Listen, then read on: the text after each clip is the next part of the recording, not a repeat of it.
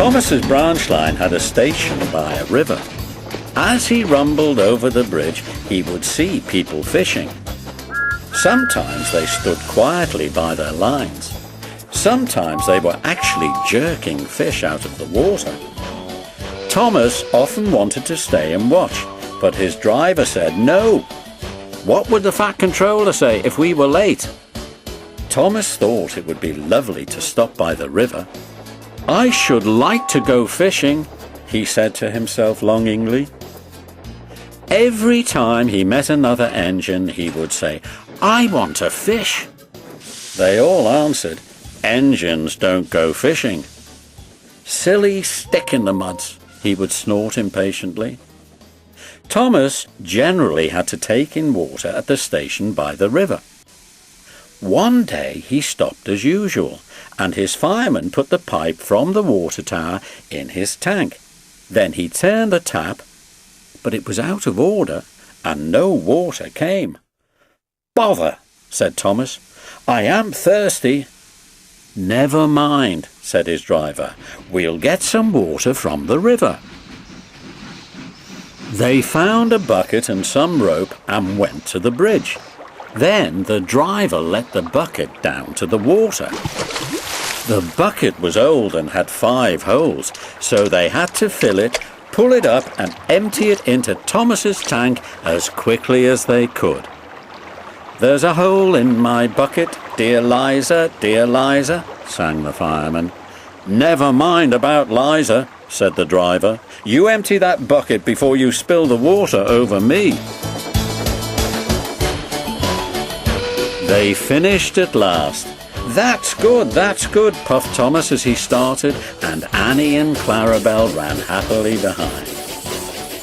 They puffed along the valley and were in the tunnel when Thomas began to feel a pain in his boiler, while steam hissed from his safety valve in an alarming way. "There's too much steam," said his driver, and his fireman opened the tap in the feed pipe to let more water into the boiler, but none came. "Oh dear," groaned Thomas. I'm going to burst. They damped down his fire and struggled on. I've got such a pain, Thomas hissed.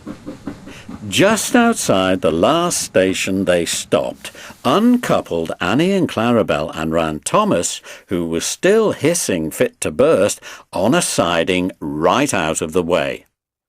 Then, while the guard telephoned for an engine inspector and the fireman was putting out the fire, the driver wrote notices in large letters which he hung on Thomas in front and behind. Danger! Keep away. Soon the inspector and the fat controller arrived. Cheer up, Thomas, they said. We'll soon put you right. The driver told them what had happened. So the feed pipe is blocked, said the inspector. I'll just look in the tanks. He climbed up and peered in. Then he came down. Excuse me, sir, he said to the fat controller. Please look in the tank and tell me what you see. Certainly, Inspector. He clambered up, looked in, and nearly fell off in surprise.